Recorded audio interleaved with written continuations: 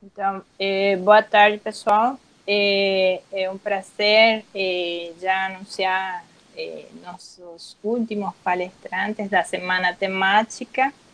E nosso próximo convidado é o Victor Borges Carneiro. Ele está fazendo doutorado aqui na UFBA, com a supervisão do professor Tiago Bonfim. E ele vai falar sobre Thermodynamical and Spectral Phase Transition for Local Different Markers on the Circuit. Quando você quiser, Victor. Muito obrigado, Cristina. Obrigado a toda a comissão pelo convite e a oportunidade de apresentar para vocês. Boa tarde a todos e obrigado pela presença. Vou conversar um pouquinho sobre esse tema, que é o tema da minha tese, e é um trabalho em conjunto, né? Como a Cristina falou, com o professor Tiago Bonfim. E a gente vai falar de transições de fase espectrais e termodinâmicas para diffeos locais no círculo, né? E a primeira pergunta que fica é: o que são transições de fase? Né? No contexto físico, a transição de fase é a mudança drástica do seu sistema quando você varia um de seus parâmetros. Em geral, a temperatura, mas pode ser pressão, outras coisas. Os exemplos clássicos são a própria transição de fase dos estados da matéria mesmo, né? Estados físicos da matéria, o modelo ferromagnético de Ising, transições de supercondutores, entre outros. Tá? Mas, de modo geral, numa linguagem termodinâmica, a gente vai dizer que a transição de fase ocorre quando a energia livre do sistema é não analítica em relação a uma de suas variáveis termodinâmicas. Então, no contexto físico. Para um dinamicista, o que é a transição de fase? Né? Então, considere um espaço métrico compacto, uma dinâmica contínua nesse espaço métrico e um potencial que provavelmente vai ser contínuo também. Dizemos que sua função f tem transição de fase em relação a algum potencial, no caso esse potencial φ, se a função pressão topológica não é analítica num ponto. E aí aqui a função pressão que eu estou tomando, na realidade, não é a função pressão sobre o potencial especificamente, mas sobre a família a um parâmetro de t vezes esse potencial, certo? Então, se para algum t, num ponto t, essa função pressão é não analítica, a gente diz que existe uma transição de fase ali, certo? E aí, relembrar aqui a definição, e aí vou dar a mesma roubada que deram aí essa semana, de apresentar a pressão através do princípio variacional. Né? Então, a gente vai dizer que a pressão topológica é o sup da pressão métrica, ou seja, dessa entropia mid-F mais essa integral do seu potencial, né? Onde o supremo ele é tomado por todas as medidas de probabilidade invariantes. E como eu falei, essa H de μ é a entropia da sua medida. E aqui a gente pode, inclusive, adicionar a palavra ergódica, porque pelo princípio variacional, o sup tomado por todas as invariantes e apenas nas ergódicas é o mesmo, certo? E o que é que isso significa? O que é que a gente tem de informação a partir disso? Só uma dificuldade técnica aqui, gente. Pronto, desculpa. Então, pelo trabalho do Walter de 92, a gente sabe que se você tem uma dinâmica expansiva de entropia finita, então a diferenciabilidade da função pressão topológica está relacionada com a unicidade dos estados de equilíbrio. Lá ele associa os estados de equilíbrio ao subdiferencial da sua pressão, então se você não tem diferenciabilidade é porque você tem mais de um subdiferencial, você tem mais de um estado de equilíbrio. Né? Isso falando de diferenciabilidade. Agora, a analiticidade em si, ela vai estar relacionada com a propriedade fundamental, que é o operador de transferência ter ou não ter gap espectral, certo? Mais para frente a gente vai conversar um pouquinho sobre isso. Por hora eu vou deixar isso aqui no bolso, tá? Tudo bem, então temos a transição de fase. A próxima pergunta é: quais dinâmicas têm ou não têm transição de fase? Bom, pelos trabalhos de Sinai, Bowen e Ruelle, a gente sabe que se eu tenho uma dinâmica mixing que é hiperbólica ou expansora e seu potencial é Holder, então a dinâmica não apresenta transição de fase em relação àquele determinado potencial. Por outro lado, sabemos de vários exemplos de dinâmicas não uniformemente expansoras que têm a transição de fase com relação a algum potencial regular. Tá? Eu trouxe alguns exemplos aqui. Então, em dinâmica unidimensional, por exemplo, você tem mapas intermitentes, como diffeos locais, né? A Mandeville-Poumot e o potencial geométrico. Uma grande classe de mapas, né, de aplicações indiferentes, ou seja, intermitentes, ou seja, uma extensão aí também da Mandeville-Poumot. Agora, num contexto de dinâmica no intervalo, dinâmica contínua no intervalo, por exemplo, com criticalidades, a gente também tem exemplos de aplicações quadráticas e aplicações suaves e o potencial geométrico. mas é um conceito que não se restringe só à dinâmica unidimensional. Você tem exemplos, por exemplo, né? A ferradura porco-espinho, também com potencial geométrico aí do Dias, Gelfer e Hans, né? Até, não só, mais uma vez, restringindo a dinâmica. A gente tem também a fluxos, né? Então, fluxos geodésicos, em certas variedades, você aparece também exemplos de transição de fase, certo? Então, a gente tem aí, para certas dinâmicas não uniformemente expansoras, existe a transição de fase, e para dinâmicas uniformemente expansoras ou hiperbólicas, você não tem de jeito nenhum transição de fase.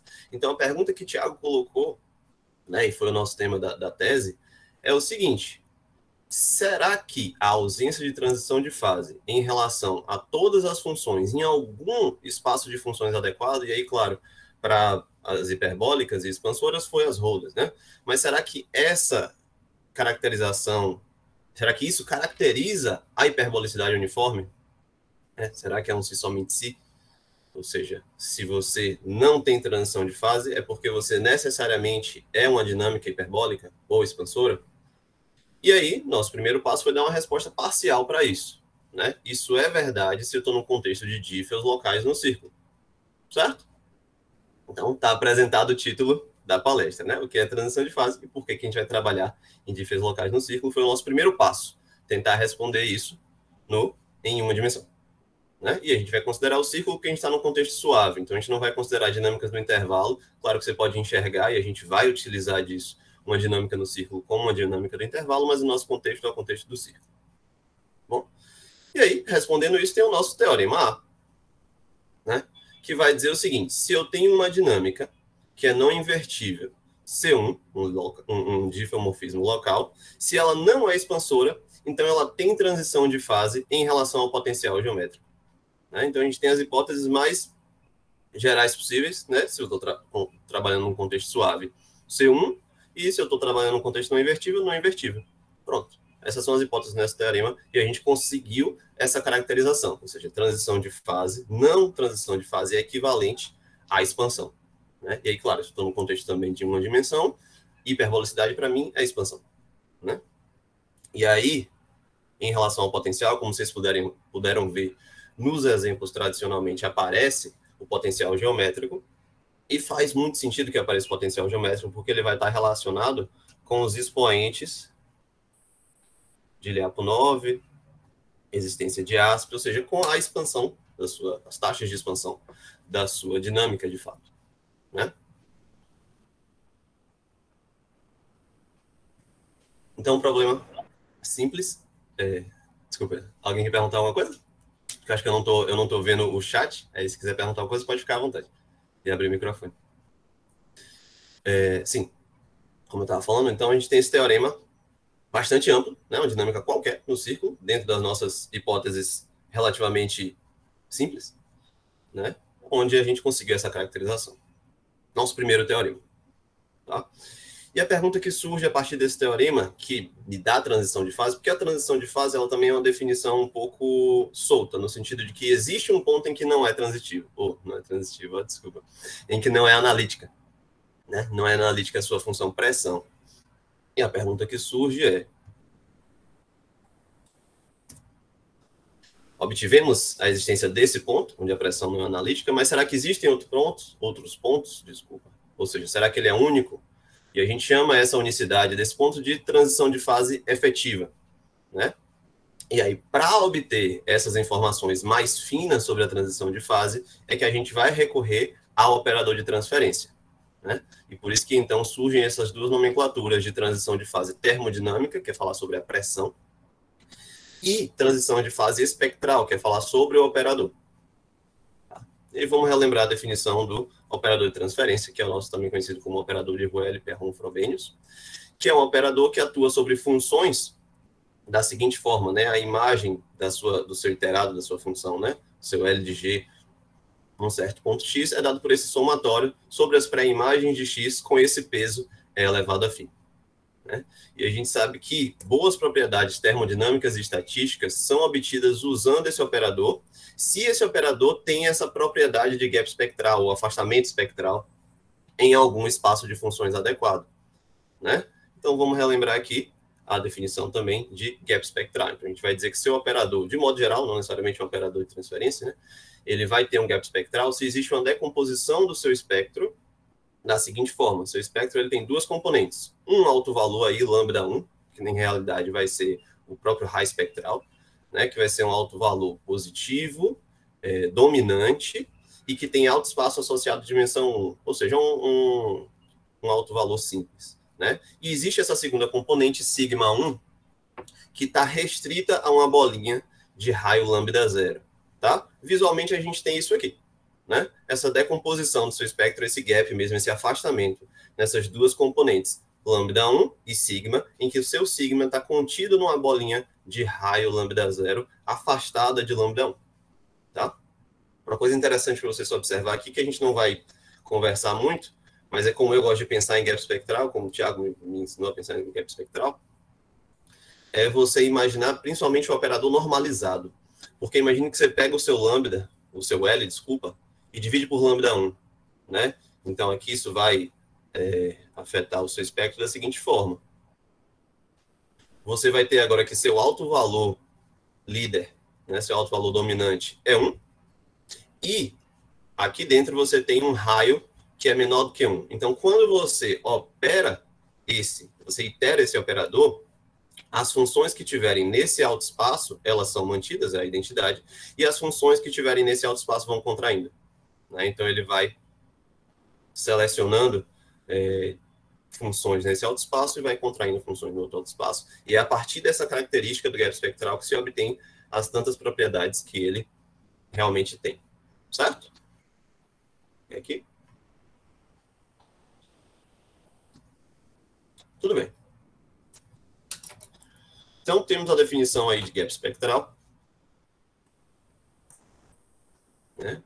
E como eu tinha falado antes, a propriedade de gap espectral, num espaço de funções adequado, nos dá muitas propriedades importantes, como, por exemplo, a existência e unicidade de estados de equilíbrio, propriedades de mistura, grandes desvios, teoremas de limite central e uma diversidade de resultados. E aqui eu posso citar Baladi, Liverani, próprio Bonfim, Thiago, né, Armando Castro, Paulo Varandas, dentre tantos outros que usam desse operador para obter boas propriedades para sua dinâmica, certo?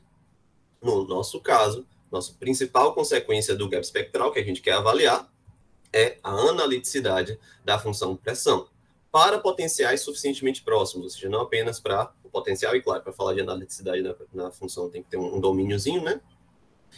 E isso ocorre porque o gap, ele é uma propriedade aberta, né? Se a gente volta aqui e perturba isso aqui um pouquinho, por teoria espectral, né? Perturbação analítica em teoria espectral, a gente sabe que esse alto valor simples isolado, ele vai permanecer aí, vai ter esse afastamento, ou seja, perturbações desse operador vão continuar tendo gap espectral. E a gente consegue associar a função pressão com esse raio espectral, né? E aí a variação analítica desse raio espectral vai me dar a variação analítica da função pressão, tá? Então, diante disso, a gente tem agora o interesse de estudar essa família de operadores de transferência, porque se eu tenho uma família de parâmetros, uma família de potenciais, né, Tφ, no nosso caso, T log da derivada, menos T log da derivada, eu quero estudar o operador de transferência associado a essa família de parâmetros, né, essa família de potenciais, e como que ele varia, né? Então, a gente tem aqui o nosso teorema B, que é um pouquinho mais assustador do que o teorema A, mas também é super tranquilo. Qual é a ideia?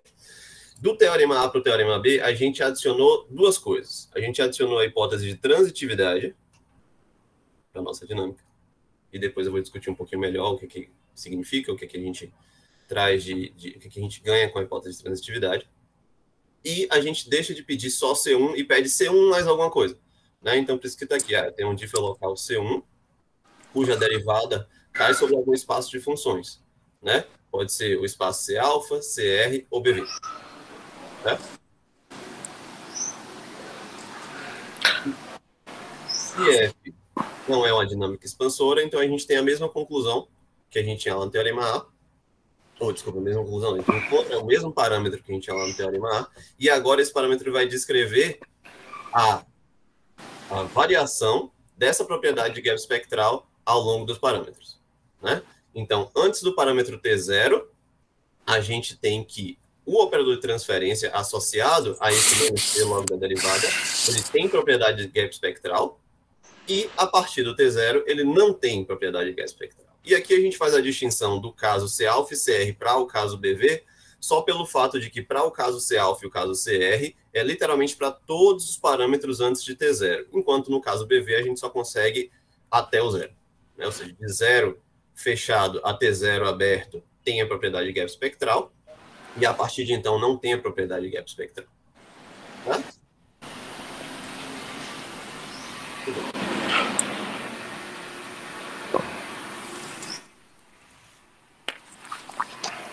Uma consequência...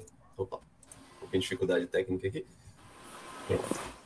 E aqui, uma maneira mais simples da gente enxergar o teorema.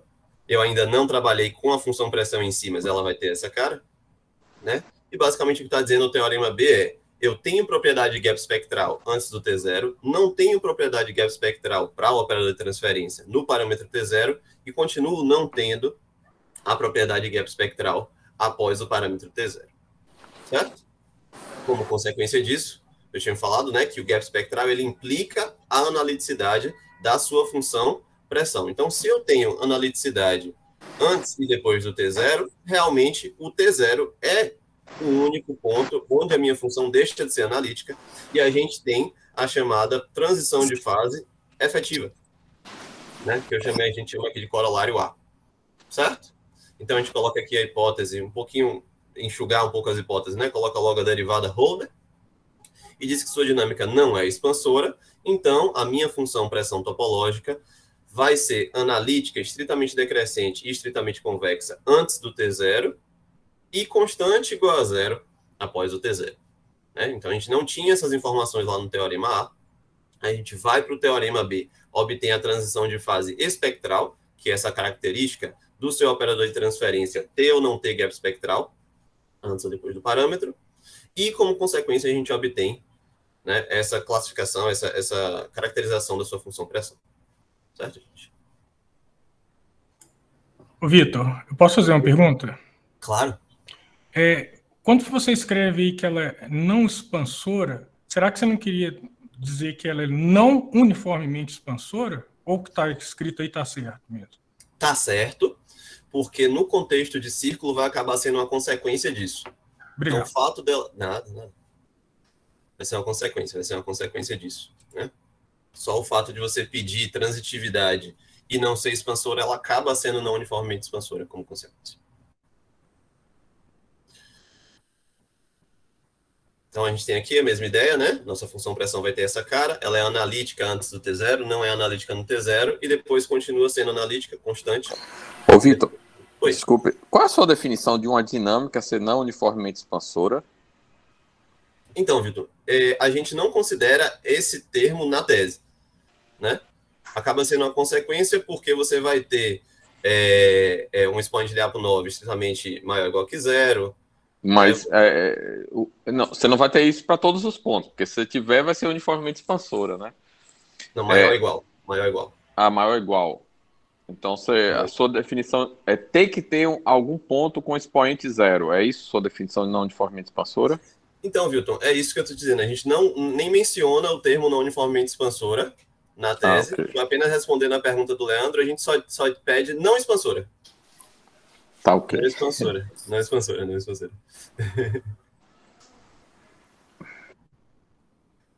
Mas, a priori, os exemplos, né, mais comuns vão ser como a Mandeville-Poumot, vão ser não uniformemente expansoras. Né? Mas é possível, inclusive há um comentário que eu vou fazer futuramente, pegar exemplos onde a perda de expansão pode ser num conjunto maior ou mais interessante do que apenas em pontos fixos.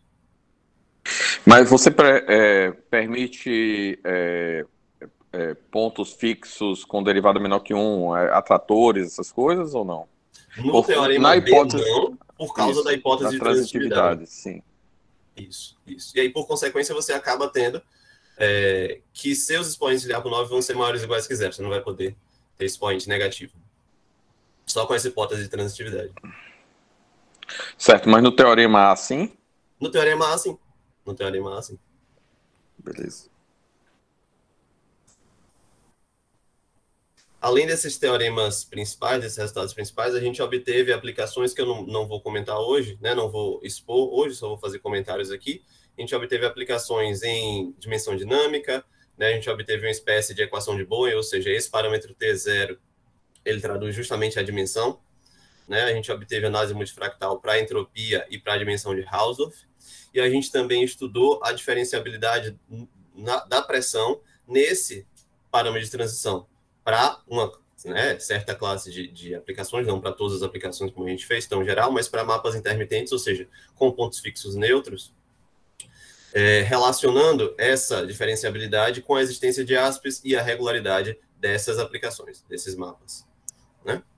Então, nessa primeira sessão, eu apresentei aqui os teoremas principais, os resultados principais, e a partir de agora eu vou começar a dar uma ideia das provas, né? Só uma ideia, tá certo? Então, vamos começar falando um pouquinho sobre a prova do teorema A.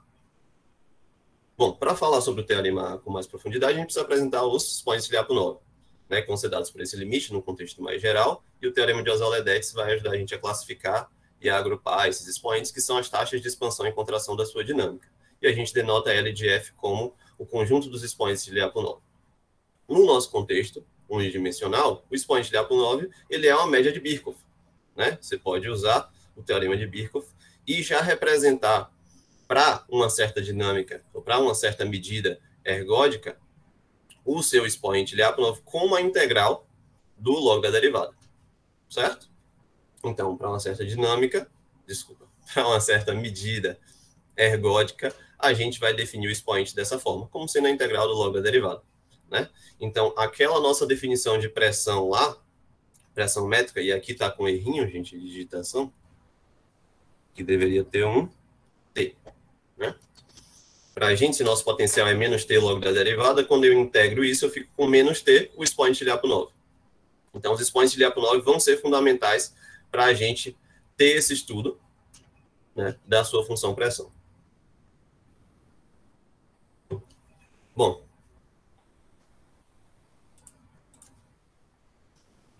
a ideia do teorema A é justamente dividir as suas medidas ergódicas em duas categorias: medidas ergódicas com expoente de Lyapunov positivo, na verdade maior ou igual que zero, e expoentes de Lyapunov menores ou iguais que zero. E definir a sua função pressão como sup dessa pressão restrita a essas medidas. Então a gente vai ter uma P+, e uma P-, de modo que a sua função pressão vai ser o máximo das duas. Então, se eu estou querendo obter uma transição, se eu entender bem a minha P+, e a minha P-, eu vou dizer que a minha transição vai ocorrer justamente na transição dessas duas. Ou seja, se a minha função é definida como o máximo dessas duas coisas, numa região ela vai ser dada pela própria P+, na outra região ela vai ser dada pela própria P-, e a transição dessa definição é que vai me dar a transição de fase. Certo? Então, os passos para a gente provar o teorema A ideia é essa: os passos exatamente são provar que a P+, ela é não crescente, e a P- é não decrescente, certo? A gente vai obter e descrever esse ponto de transição das duas, né? Ou seja, eu vou ter uma função assim, outra função assim, e a transição vai ocorrer justamente aqui, certo? Os fatos importantes que a gente vai precisar são a desigualdade de Margulis-Roelle, ou seja, a entropia da sua medida é menor ou igual que o expoente de Lyapunov positivo, se tiver, né? Ou seja, o máximo de zero e o expoente de Lyapunov da sua medida. E um resultado muito interessante, que é o princípio do mínimo para expoentes de Lyapunov, de Cal, Lusato e Rios, de 2003, tá? Que vai dizer que o expoente mínimo da sua dinâmica ele é realizado por uma medida ergódica. Daqui a pouquinho eu apresento ele. Certo? Então, vamos lá. Primeira coisa que a gente vai provar aqui, provar não, né? Só dar uma ideia da prova rapidamente, é que essa P+, é realmente convexa, não decrescente, e tem um zero nesse intervalo 0,1. Tá?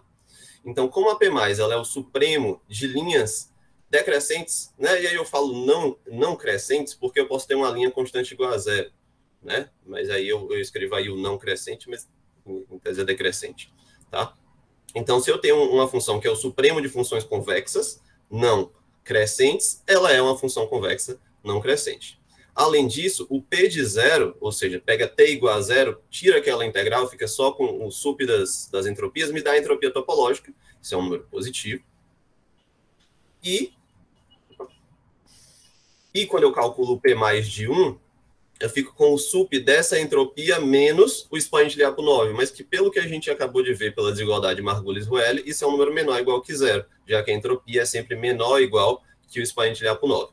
Então, pelo teorema do valor intermediário, existe um zero da minha função nesse intervalo, já que em 0 ela é positiva, em 1 ela é menor ou igual que zero, eu tenho pelo menos um zero da minha função nesse intervalo. Tá? E a gente vai ter mais ou menos essa figura, ou seja, a minha função P+, ela é o sup de linhas decrescentes, né, de retas decrescentes, então ela é uma função convexa, não crescente, certo? E tem aquele zero ali. Como a minha função tem expoente, né, tem entropia positiva, então ela tem que ter uma medida ergódica com expoente de A por 9 positivo. Né? Caso contrário, justamente pelo Margulis-Reuel, eu teria entropia nula. E aí, dessa forma, a gente tem que a P+, ela é não trivial, ou seja, ela realmente tem essa característica. Né? Ela não é uma reta constante igual a zero. O próximo passo é entender a P-. Né? Já a P- é uma função mesmo, é uma função linear não decrescente. Né? Mais uma vez, pela desigualdade de Margulis-Reuel, se eu estou trabalhando com expoentes menores ou iguais que zero, então a entropia de cada uma dessas medidas tem que ser zero. Tá? E como P é o supremo dessas linhas, e aqui mais uma vez teve um typozinho, peço desculpas, ela é o supremo de linhas não decrescentes. Então, ela vai ser dada justamente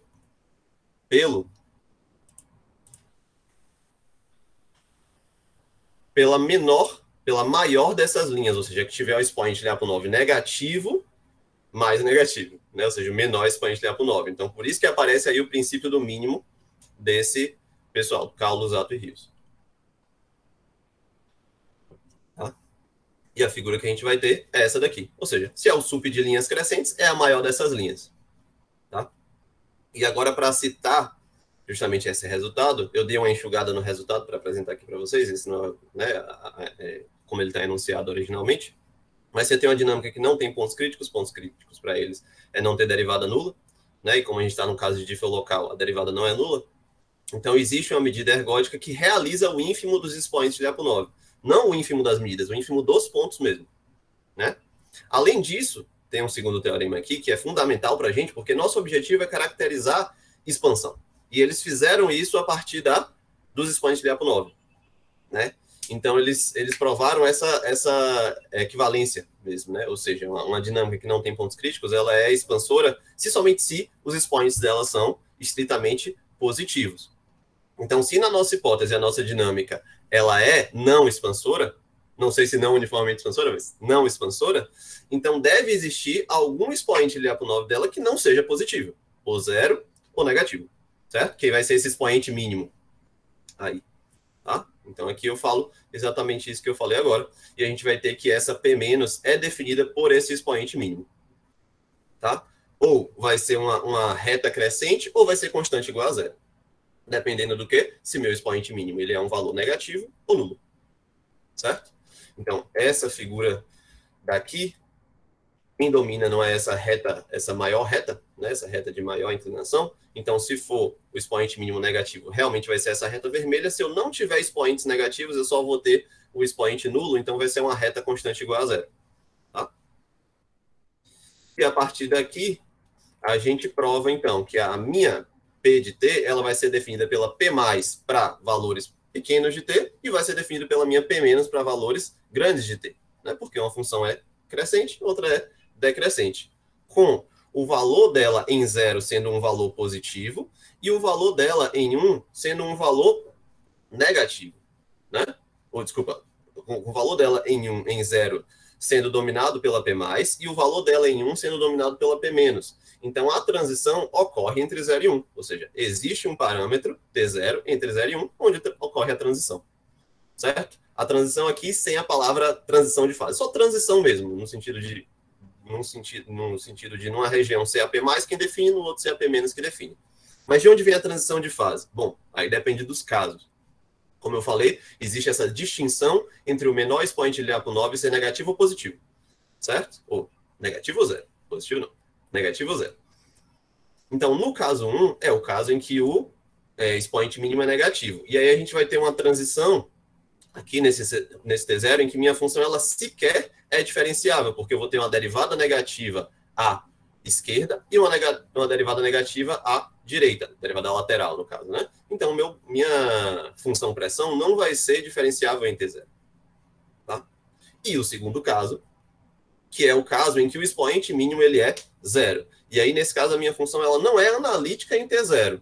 Não sei dizer agora, sei dizer em alguns casos, como eu falei de dinâmicas intermitentes e tal, se minha dinâmica ela é diferenciável, minha pressão, desculpa, é diferenciável em T0 ou não. Aqui eu só sei que ela não é analítica. Por que ela não é analítica? Uma função analítica é definida pelas suas derivadas, né? E se todas as minhas derivadas laterais aqui à direita são nulas, e a minha função fosse analítica, a minha função deveria ser constante aqui na vizinhança de T0. Tá? E eu peguei T0 como sendo o menor dos meus zeros aqui, tá? Se você quiser. Então, eu não posso ter analiticidade nesse ponto. E está aprovado o teorema A. Teorema bem tranquilo. Da gente... Vitor, isso é um exemplo... Esses exemplos que você tem, então, são de pressões que não são analíticas, mas são sem infinito, né? Ou também não são sem infinito? No teorema A, a gente está bem no escuro. A gente só sabe dizer que existe um ponto, não sabe dizer se existe mais ou não, e que nesse um ponto ela não é analítica. Agora, fora desse ponto, a gente, com o teorema A apenas, não sabe dizer nada.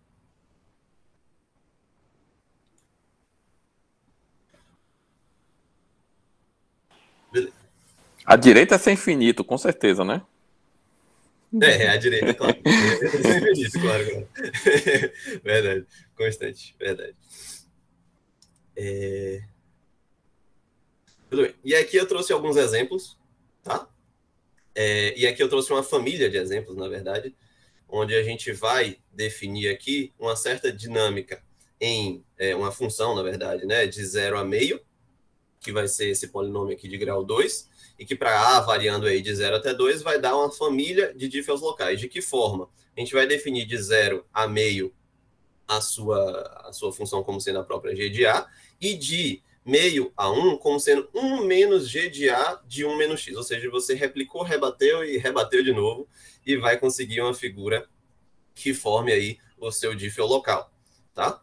E aqui a gente tem a sua coleção de aplicações, e aí quando você deriva, você vê que a derivada em zero é justamente esse parâmetro A que eu trouxe. Então, o sistema ele apresenta uma bifurcação pitchfork aqui, né? Ou seja, você tem uma dinâmica que ela vem expansora, aí no A igual a 1, você tem a sua Mandeville, né? E para A menor do que 1, você puxou abaixo da diagonal aqui, você vai ter uma dinâmica como o Wilton estava perguntando. Nesse caso, você tem pontos fixos atratores, né?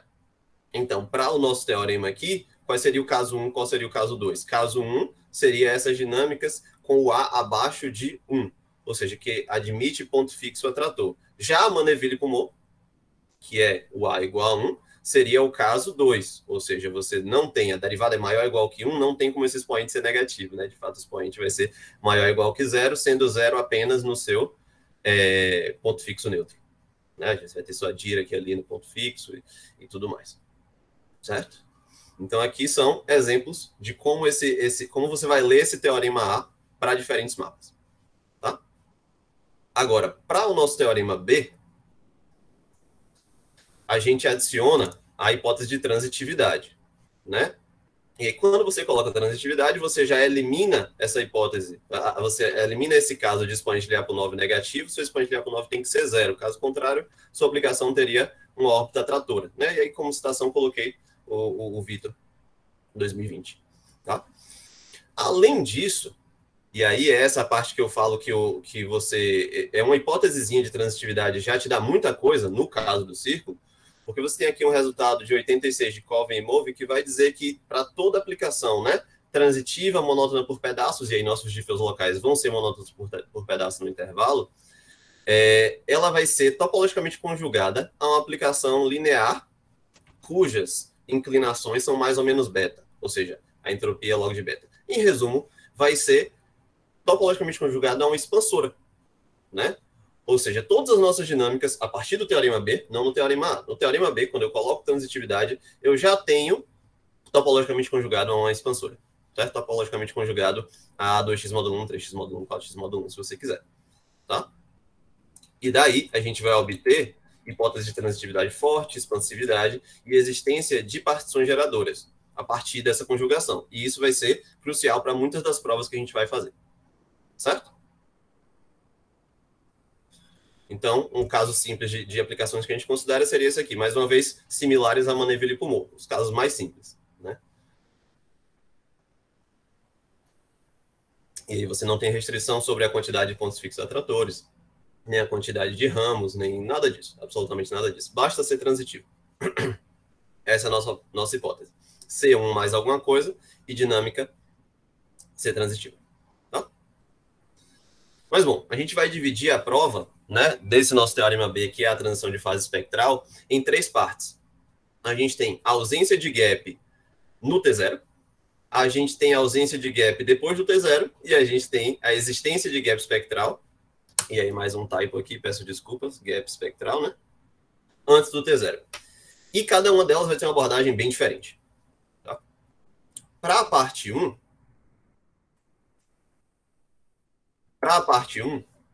a gente vai seguir o caminho muito similar ao do Viana, no livro. Né? Então, a gente vai fazer o quê? Do caso de expansora. Né? Para a gente conseguir provar que o gap espectral implica analiticidade. Essa é a nossa ideia central. E aí, claro, se já o teorema A já me diz que em T0 não é analítica a minha função pressão, então o meu operador de transferência já não vai poder ter gap naquele ponto específico. Tá? Então, bom, a gente tem que o gap espectral, ele nos dá automedida, autofunção e uma medida invariante. Né? A gente mostra que essa medida invariante é um estado de equilíbrio e a gente relaciona a função pressão com o log do raio espectral do meu operador de transferência em relação a esse potencial.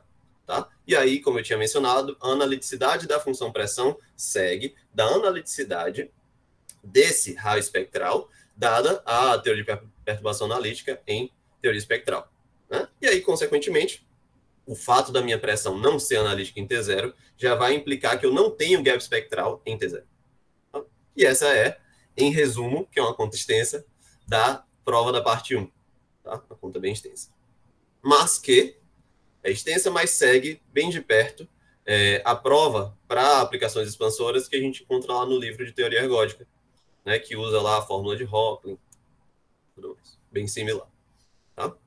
A parte 2, que é provar que não tem gap a partir do T0, qual é a ideia? A gente vai se basear na convexidade da função pressão. Porque se eu estou no caso 2, lá do teorema A, ou seja, eu não tenho expoente negativo, eu tenho expoente nulo, então minha função é constante igual a 0 ali. Se eu tenho a minha função pressão constante igual a 0, eu sei que minha função não é convexa. Então eu vou associar a convexidade da minha função pressão com o gap espectral. De que forma que eu vou fazer isso? Eu vou usar o teorema central do limite, onde o fato de você ter uma variância positiva é equivalente ao potencial não ser cohomólogo a uma constante. Né?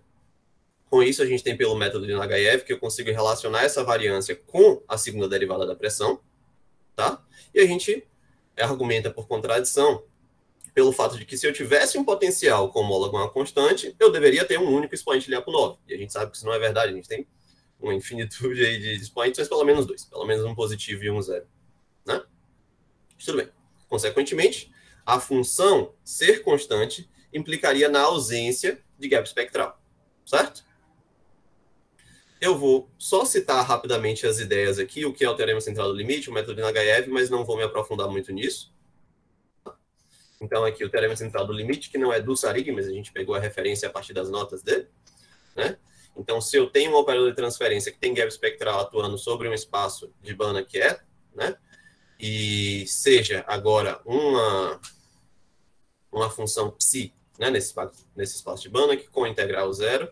Se não existe V solução cohomológica, né, ou seja, se não existe uma V pertencente a esse espaço de Banach, tal que a minha psi seja igual a V menos V bola F, e aqui é mais do que ser cohomólogo a uma constante, ser cohomólogo a zero. Então, existe esse sigma, que é a minha variância, tal que essa minha média de Birkhoff normalizada, né, ao invés de ser 1 sobre n, 1 sobre raiz de n, converge em distribuição para a distribuição normal, né, para qualquer intervalo aí B.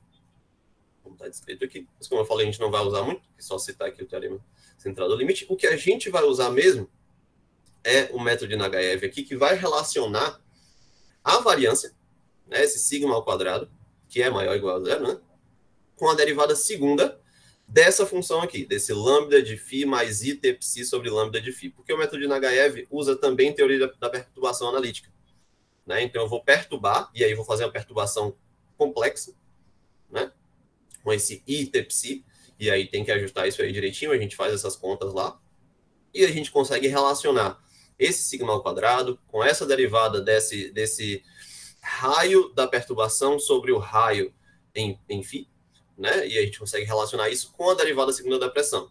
Então, a gente vai ter essa equivalência de modo simples que eu escrevi aqui no final, que a minha função ela vai ser constante igual a zero se a minha variância for igual a zero, se minha derivada segunda for igual a zero. Então, a gente tem essa equivalência, né? Ou seja, se eu tiver gap espectral, eu tenho convexidade. Como a minha função é constante igual a zero, a partir do T0, ela não é convexa, né? Estritamente convexa, é bom deixar isso claro, né? Estritamente convexa. Então, eu tenho que minha função pressão não é analítica a partir do T0. Provamos a parte 2. A parte 3, que é a parte talvez mais bonita, que é de fato provar o gap, ela vai depender do seguinte fato, né? E aí, mais uma vez, eu estou com um typo aqui, gente. Tem alguns typos nessa apresentação, eu vou pedir desculpa. Aqui é para ter menor do que T0, né? Claro. E a gente vai se utilizar do seguinte fato, que no nosso contexto de Diffie local transitivo no círculo, uma versão mais fraca de gap espectral, chamada quase compacidade, vai ser suficiente para obter gap espectral. E a partir disso, então, a gente vai precisar de estimativas de raio espectral para poder obter essa quase compacidade. E aí, para a gente lembrar o que é a quase compacidade, né, a gente vai dizer que um operador ele é quase compacto se o raio espectral é estritamente maior do que o raio essencial. Certo? É uma das maneiras de definir isso aqui. Lembrando que o raio essencial é justamente o ínfimo dos raios, tal que o espectro restrito, na verdade, o espectro fora de uma certa bolinha, só tem autovalores isolados ou de multiplicidade finita. Ou seja, é muito próximo do que a gente tem lá em gap espectral. Quase lá. Visualmente é isso aqui, né? Se antes eu tinha um único autovalor isolado e simples e positivo, agora eu posso ter vários autovalores, uma quantidade finita, com multiplicidade finita, né, espalhados aí. Então, seria como se fosse um gap fraco mesmo. Tá? E aí, provar... Nossa ideia de prova para a parte 3... Desculpa, gente. É provar isso, né, que a quase compacidade implica o gap espectral, obter estimativas de raio, porque se eu quero provar que um raio é afastado do outro para obter o gap, eu preciso ter um controle sobre esses raios, e a gente consegue escrever isso. A gente vai dizer que o raio do operador para o parâmetro t, e aqui eu tomei a liberdade de escrever um pouquinho mais compacto, ao invés de menos t, logo da derivada, eu botei lt, tá? Vai ser menor ou igual que E elevado à pressão em t. A gente sabe que quando tem gap é igual a isso. Aí o que eu estou dizendo aqui é que para qualquer valor de T, independente de gap, isso é menor ou igual que E elevado à pressão. Se eu tenho gap, é igual. E o raio essencial vai ser menor ou igual que P, que é elevado a P de K mais T. Ou seja, o raio essencial também está relacionado com a função pressão. Só que, na verdade, com uma translação da função pressão. Tá? Feito isso, a gente prova o gap espectral para T igual a zero. E, portanto, para T's pequenininhos, que, como eu falei, o gap é uma propriedade aberta. E depois a gente estende esse gap espectral para todos os T's menores do que T0. Tá certo? Bom, para provar, eu estou vendo que eu já não estou com muito tempo, então eu vou pedir desculpa, eu vou pular essa... Quanto tempo eu tenho? Se vocês puderem me dizer, mais ou menos. Dá para ter mais uns... Vamos botar mais uns 7 minutos. 7 minutos? Obrigado. Bom, 7 minutos dá. Então vamos falar. Qual a ideia de você provar, e só a ideia, mais uma vez, tá, gente? Qual a ideia de você provar que quase complexidade no nosso contexto, e mais uma vez estou falando aqui informal, não vou enunciar, são 2 lemas para provar isso, não vou enunciar os 2 lemas. Como é que a gente prova isso? Então, a ideia é você considerar todos os autovalores periféricos, ou seja, aqueles que têm o mesmo módulo que o raio espectral. Né? Então, na prática, ele vai ser um certo xi de módulo 1, vezes o raio espectral. Né? E concluir que cada um deles deve ser o próprio raio espectral. Tá? Esse é o nosso objetivo. Então, primeiro, a gente vai dizer que para cada autofunção φ associada a um certo autovalor periférico desse, o próprio módulo dessa função φ vai ser uma autofunção para o raio espectral, né?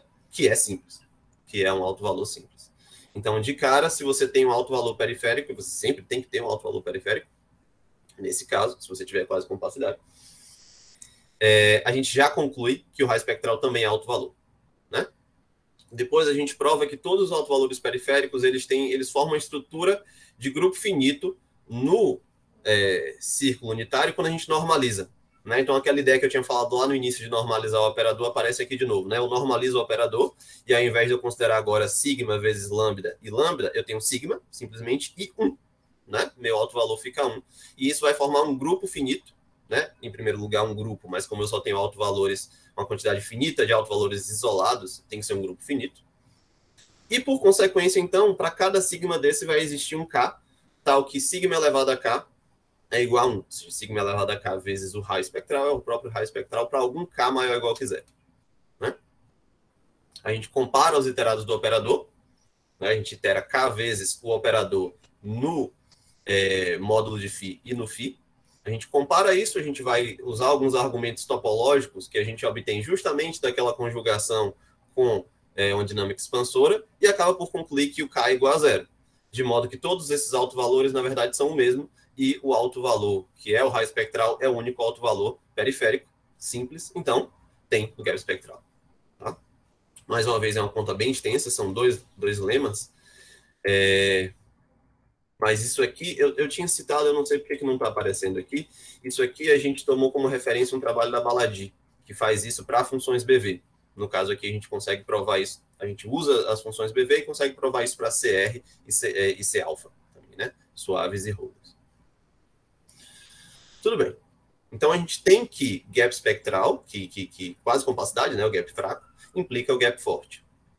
Então, o que a gente precisa é daquelas estimativas de raio espectral e raio essencial para a gente poder separar esses raios, né? E aqui, a gente, para cada um dos 3 espaços de funções que a gente trabalha, a gente tem uma estimativa diferente. E eu trouxe só uma para a gente hoje, que é das funções CR. É um trabalho de Campbell e Latushkin, que vai dizer o seguinte: se eu tenho essa dinâmica aí CR, um differ local, né, e um potencial CR, então o raio essencial do meu operador é menor ou igual que o sup sobre as medidas ergódicas aqui, da entropia, mais a integral da função, menos esse K vezes o expoente de A por 9. E aqui é para um potencial qualquer. Da mesma forma, o raio espectral é menor ou igual que E elevado ao sup da pressão. Aqui é literalmente a pressão, né? A pressão em φ. Se a gente toma φ igual a menos t log da derivada, que é o nosso caso, então esses supremos que aparecem aqui, ficam justamente E elevado a P de K mais T e E elevado a P de T. O caso E elevado a P de T é fácil de ver, né? Porque realmente vai ficar menos T log da derivada, é a nossa pressão, né? E aqui, veja bem, para um potencial qualquer, já aparece o expoente de A por 9 aqui. Para o nosso caso, quando a gente coloca menos T aqui, vai ficar menos T, integral de log da derivada. Então, fica menos T vezes esse xi, né? Então, vai ficar menos parênteses T mais K vezes xi, e a gente consegue essa igualdade. Né? E aí, para as funções Holder vai ter uma outra maneira de estimar, para as funções BV vai ter outra maneira de estimar, mas, em geral, a gente consegue o mesmo tipo de cota, que é essa daqui que eu falei, né? E elevado a P de T, E elevado a P de K mais T. E aí, visualmente, o que é isso? É dizer, então, que eu tenho a minha função E elevado a P de T e eu tenho uma translação, em que o raio do meu operador vai estar aqui, o raio do operador, e o raio essencial vai estar aqui. Se o raio do operador tivesse acima da função pressão, seria perfeito, você já teria um afastamento. Mas nada impede desse raio estar abaixo da linha vermelha e realmente ser igual ao raio essencial, né? Então, a nossa ideia é tentar manipular e usar as informações que a gente tem para dizer que realmente tem um afastamento dessas duas funções, do raio espectral para o raio essencial. Tá? E a gente começa fazendo isso com o zero, como eu tinha falado, né? No zero, a gente sabe que o raio espectral, porque quando eu coloco T igual a zero, fica simplesmente a entropia, né? Então fica a medida de máxima entropia. A gente sabe que nesse caso vale a igualdade. Realmente o raio vai ser igual a E elevado à pressão. Então vamos dar uma olhada nisso aqui. Né? No caso do zero, realmente eu tenho esse afastamento entre o raio essencial e o raio espectral. Portanto, a minha dinâmica, meu operador, desculpa, vai ser quase compacto e, consequentemente, tem gap espectral. E pela propriedade ser aberta, a gente tem que ter gap espectral para um T pequeno. Tá? Então, a gente tem uma vizinhançazinha aí onde isso tem gap. Ou seja, a gente conseguiu provar gap aqui. E a gente sabe que quando tem gap, acontecem dois fenômenos. Quando tem gap, o raio espectral é igual a E elevado à pressão. A gente pode colocar o raio aqui. E é afastado do raio essencial, tá? Que não precisa necessariamente ser aqui, não. Desculpa. Então, vamos fazer assim. E vamos colocar mais abaixo aqui. Não precisa ser necessariamente igual, não. Mas a gente tem esse afastamento.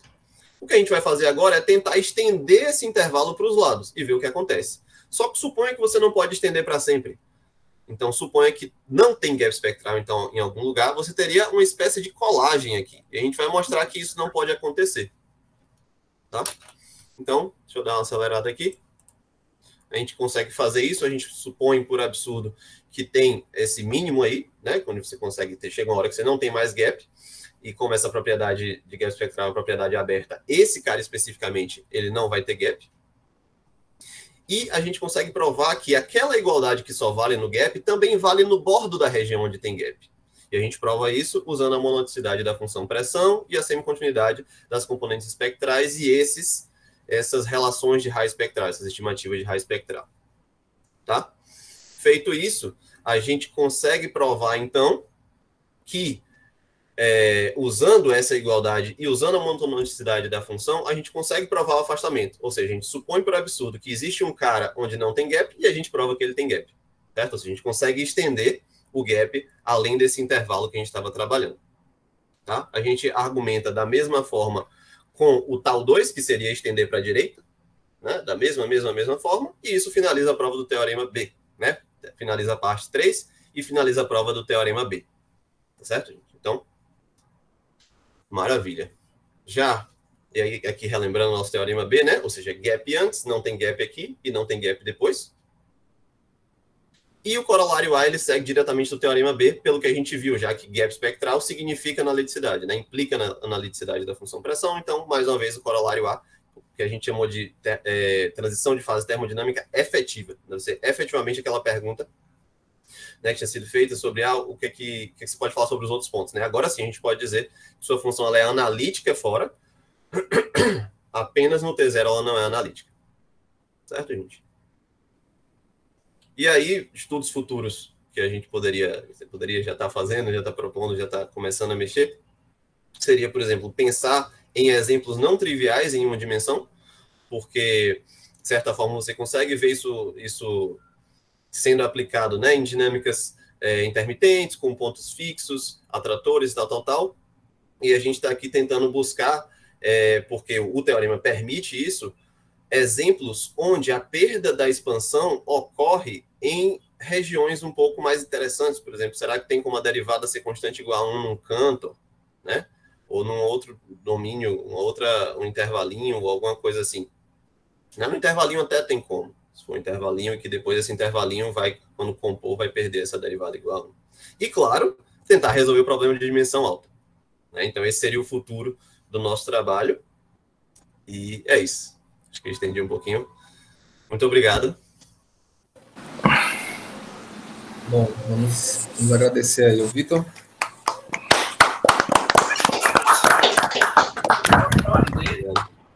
Eu vi que algumas perguntas já foram feitas.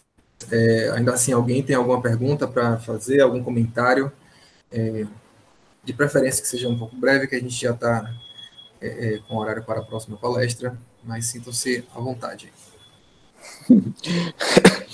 À vontade com pressão, né, Roberto? Bom, indo um pouco na questão lá que o Leandro levantou nesse instante, sobre o negócio da analiticidade, no caso vocês estão trabalhando com aplicação de grau maior ou igual que 2, não é isso? No círculo. E então, eu acho que tem a ver um pouco com as perguntas que o Thiago estava me fazendo ontem. Então, bom, não é claro para mim, porque eu também parei para pensar muito sobre isso, mas a questão de como você pode decompor. Você tem a parte contrativa e o complementar, como você pode decompor, já que você está dando um certo grau de liberdade, como você pode decompor em componentes que sejam transitivas. Nessas componentes, certamente vão ser fortemente transitivas, então talvez pudesse fazer uma análise.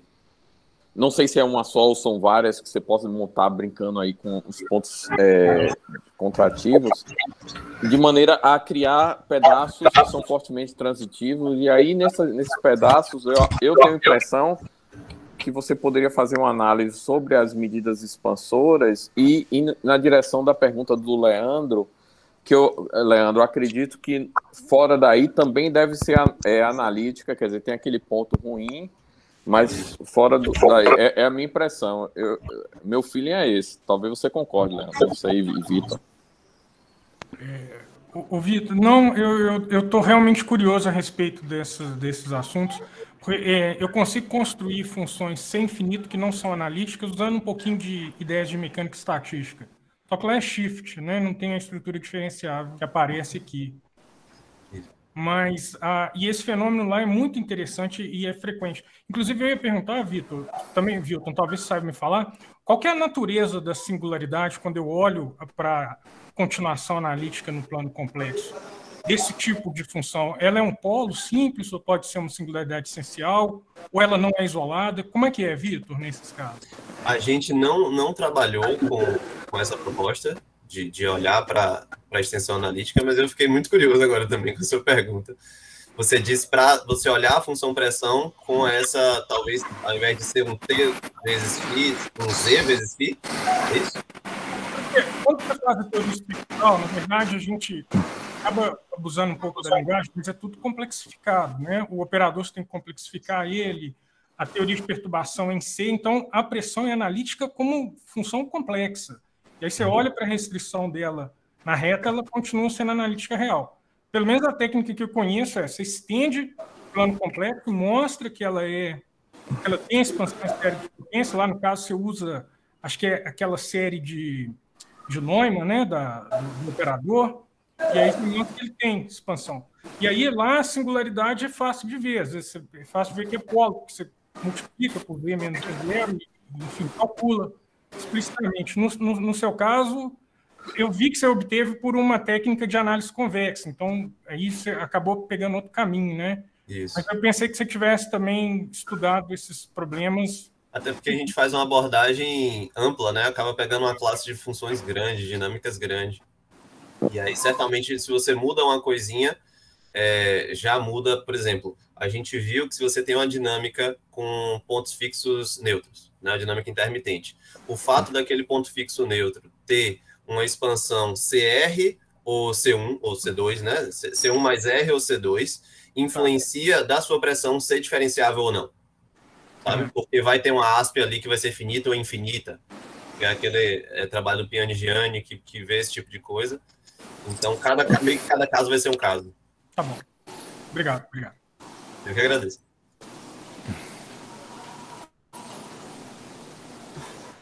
Bom, temos mais perguntas, comentários?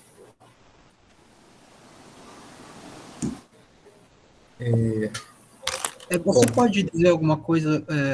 Eu entendo a preocupação do Leandro com respeito às singularidades, né? Mas você pode dizer alguma coisa, porque você sabe que quando tem spectral gap, você sabe muito bem o número de medidas invariantes, quer dizer, é uma só, né? Absolutamente contínua e tal.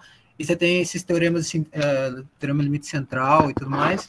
Aliás, eu acho que atribuir o teorema limite central ao Sarig, eu acho que é um pouquinho... Não. Eu só quis dizer ali que a gente pegou palestra, de uma lecture. Pois é, eu acho que não é para atribuir ao Sarig isso. Perdão. Então, eu me pergunto o que acontece, quer dizer, no número de medidas invariantes, ou você pode dizer alguma coisa sobre isso? Se tem medida invariante, se não tem medida invariante, quando você tem essa transição de fase, né? O que acontece ali, né? Após a transição de fase, ao que tudo indica, você vai ter duas, ou mais, né? Mas pelo menos duas medidas no ponto de transição, né? Duas medidas ergóticas ali, uma que pode pensar, por exemplo, o caso da Manneville, né? Você tem ali uma asp e você tem a Dirac no ponto fixo, né? E a partir de então, é só o ponto fixo, né? É só aquele ponto fixo. No caso, se você tiver vários pontos fixos, você vai ter várias Diracs, uma para cada ponto fixo, né? Mas esse não é o comportamento geral. Não existe uma descrição geral do comportamento. Você pode classificar isso, quer dizer, esse é um exemplo, né? Não, a gente não tem uma descrição, porque como a gente fez uma abordagem muito geral, a gente acaba trabalhando muito com a existência, né? Não vê a cara das coisas, não manipula as medidas, não manipula a dinâmica, não manipula a função pressão com a cara e com a propriedade dela, muito geral, né? Então, existe, pelo fato de não ser expansora, então existe pelo menos uma, pode ter mais, medida que tem expoente LIAPO 9,0. Então, a gente trabalha com pelo menos uma e a gente não... Então, para você falar mais a fundo, você tem que trazer, tem que ir para os exemplos mesmo. Agora, Daniel, o que dá para ver é que se você ter duas está equivalente a não ser diferenciável, né? Porque quando você vem do lado do gap, antes do T0, você tem vários estados de equilíbrio. Então, eles acumulam no estado de equilíbrio. Aí, a pergunta natural é qual o expoente desse estado de equilíbrio. E o expoente desse estado de equilíbrio é exatamente a derivada à esquerda. Então, provavelmente existe uma relação que a perda de unicidade do estado de equilíbrio no parâmetro de transição está diretamente associado à perda de diferenciabilidade naquilo.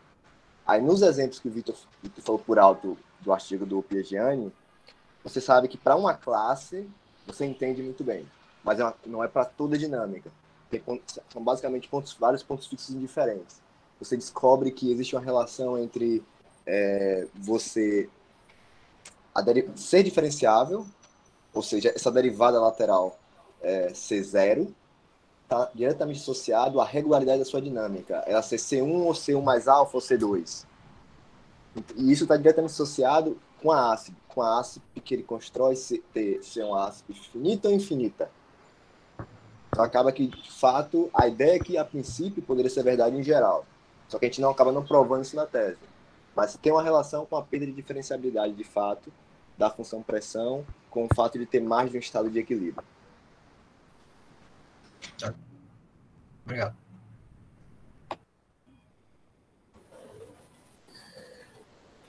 Bom, temos mais perguntas, comentários? Vamos estar agradecendo ao Vitor novamente.